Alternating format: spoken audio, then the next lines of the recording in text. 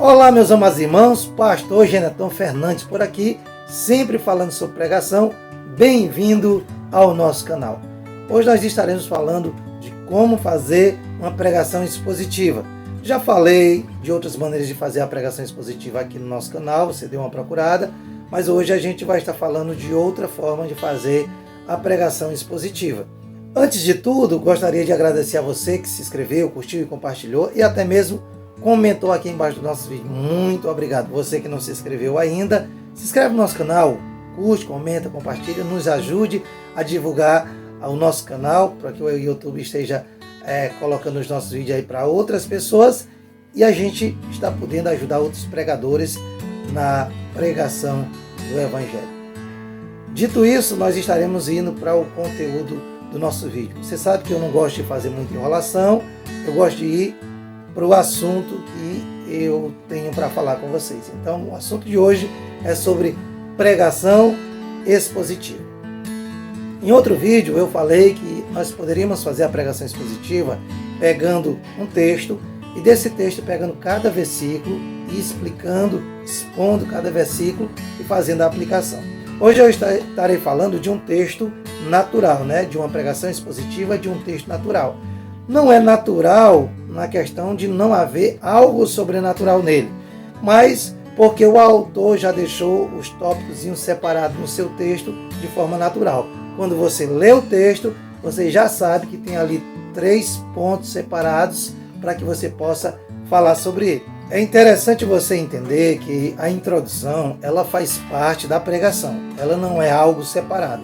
O momento em que você vai fazendo a introdução, ela vai apontando para os pontos que o texto já está separado, Você já vai indicando o que é que você vai falar.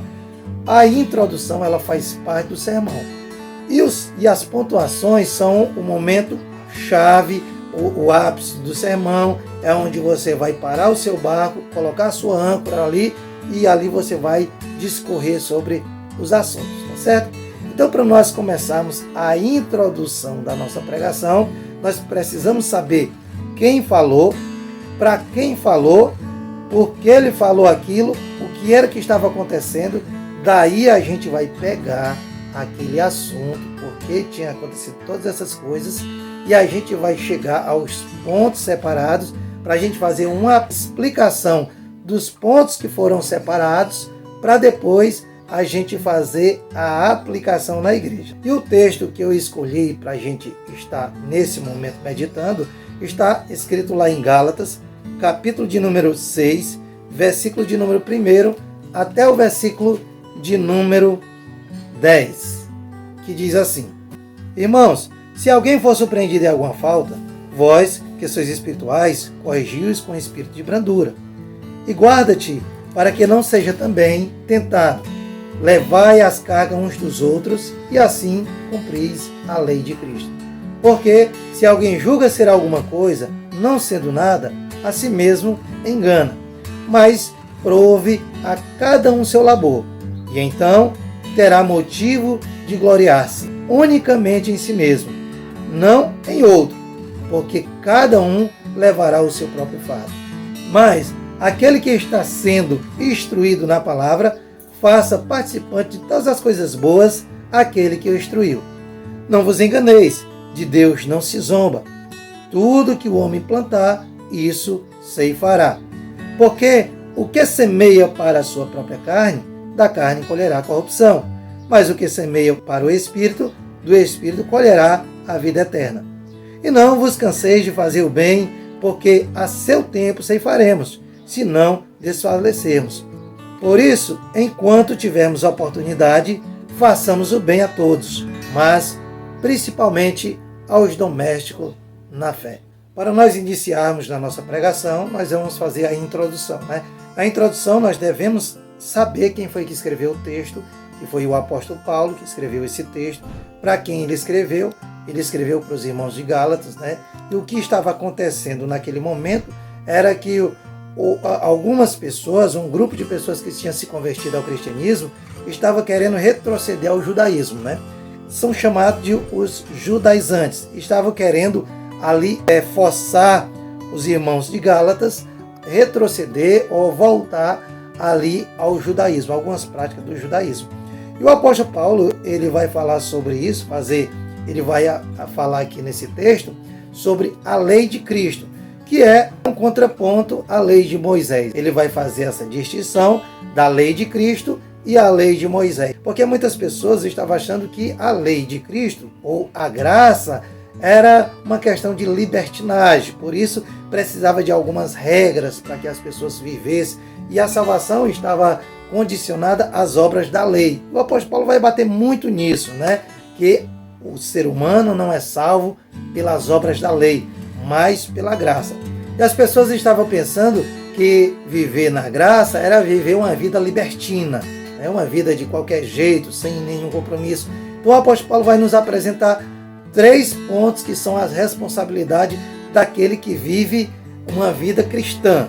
No versículo de número 6, ele vai falar do relacionamento, da responsabilidade que um cristão tem com aquele que o instrui. Segundo, no versículo 7, ele vai falar da responsabilidade que o cristão tem com os princípios que Deus estabeleceu. E terceiro, ele vai falar com a responsabilidade que o cristão tem com o seu irmão na fé, com os irmãos que fazem parte do corpo de Cristo. Quando eu colocar primeiro, segundo, terceiro, não são questão de grau de importância. Os 3 estão interligados.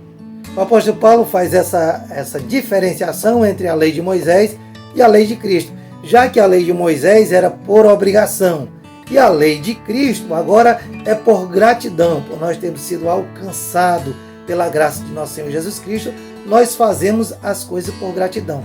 Isso é a nossa responsabilidade de fazer, por entendermos que somos gratos ao Senhor e devemos fazer essas coisas. Primeiro, o apóstolo Paulo fala sobre o relacionamento daquele que está sendo instruído da palavra com aquele que instruiu. Faça participante de todas as coisas boas aquele que lhe instruiu na palavra. Veja, o apóstolo Paulo não fala de lhe instruir de qualquer outro assunto, não. Não é aquele que fica adivinhando, não é aquele que fica pregando sobre uma vida fácil, tal, essas coisas não. Uma pessoa que tem a vida dedicada na palavra, uma pessoa que vive a vida para a palavra. Para o seu pastor, que tem uma vida dedicada na palavra, com compromisso com a palavra, que estuda, que vive em prol da palavra e que tem essa responsabilidade de lhe ensinar a palavra de Deus. A essa pessoa que tem compromisso com a palavra de Deus, você deve, ter compromisso com ela também. Não por obrigação, mas por gratidão. Você saber que aquela pessoa abdicou dos seus sonhos, abdicou dos seus planos, se dedicou à palavra, se dedicou à vida, às Escrituras Sagradas, para estar lhe ensinando o caminho que se deve andar. A essa pessoa, se você entende que seu pastor é uma pessoa colocada por Deus, instruída por Deus, se dedica na palavra, tem compromisso com a palavra de Deus, até coloque aqui, escreva aqui qual é o seu relacionamento com o seu pastor. Seu pastor é um homem bom, um cara legal, um cara com compromisso com a obra de Deus, um cara que se dedica na palavra. Escreve aqui embaixo, fala para nós aí qual é o seu grau de amizade com o seu pastor. É disso que o apóstolo Paulo está falando, que nós devemos ter esse grau de amizade entre eu e o meu pastor, entre o meu pastor e eu. De eu não me lembrar só do meu pastor nos momentos difíceis da minha vida, mas sempre também nos momentos bons da minha vida, eu ter essa responsabilidade com o meu pastor, porque sou grato a Deus por ter colocado um homem digno, que estuda a palavra, que se dedica na palavra, que vive a palavra, para me ensinar a palavra de Deus. Segundo, ele vai falar sobre a responsabilidade nossa, sobre viver os princípios de Deus. Ele vai dizer, tudo que o homem plantar, isso ele colherá. De Deus ele não se zomba. Ele não está dizendo que Deus vai te castigar, vai te matar, vai te fazer isso, não. Mas quando você quebra os princípios de Deus, naturalmente vem as consequências daquilo que Deus estabeleceu. Se você plantar coisas ruins, você vai colher coisas ruins. Se você plantar coisas más, você vai colher coisas más. Você quebra princípios. Você quer viver uma vida de bênção, debaixo das promessas de Deus, mas não tem nenhum compromisso com a palavra de Deus. Eu sempre digo que Deus ele tem compromisso não com homens, mas ele tem compromisso com a sua palavra. E o terceiro ponto, no versículo de número 10, o apóstolo Paulo ele não descarta a possibilidade de nós estarmos fazendo bem a todas as pessoas. Não, tem uma pessoa que é descrente, a gente ajudar, tem uma pessoa que não tem uma vida com Deus, a gente ajudar. Ele não está dizendo que a gente não faça isso, mas ele diz que antes de tudo nós temos compromisso com os nossos irmãos na fé. Ora, como é que eu vou fazer o bem às pessoas que estão fora, se aquele que vive dia a dia comigo ali, dentro do nosso meio ali da palavra de Deus, dentro do nosso meio evangélico, dentro do nosso meio cristão, eu olho, passo por ele, nem a paz do Senhor eu dou, nem o cumprimento ele, passo por ele, faço de conta que não é ninguém. Aquele que tem necessidade eu deixo de ajudar e ajudo outra pessoa de fora. Ele está dizendo que o nosso amor ele tem que ser expandido primeiro para o corpo de Cristo. E depois, esse amor, quando contagia o corpo de Cristo, ele se expande para outras pessoas, tá certo? Então, primeiro, nós temos que amar aqueles que estão dentro do corpo de Cristo, ajudar as pessoas do corpo de Cristo, os domésticos da fé. Você pode até comentar aqui também como é o relacionamento dos irmãos na sua denominação.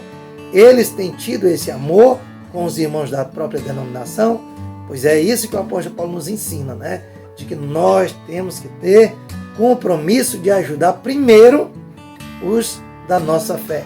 Depois a gente ajuda as outras pessoas. Porque se nós não temos uma vida amigável, amorosa, uma vida de compartilhamento com os nossos irmãos da fé, de nada adianta a gente fazer com os de fora.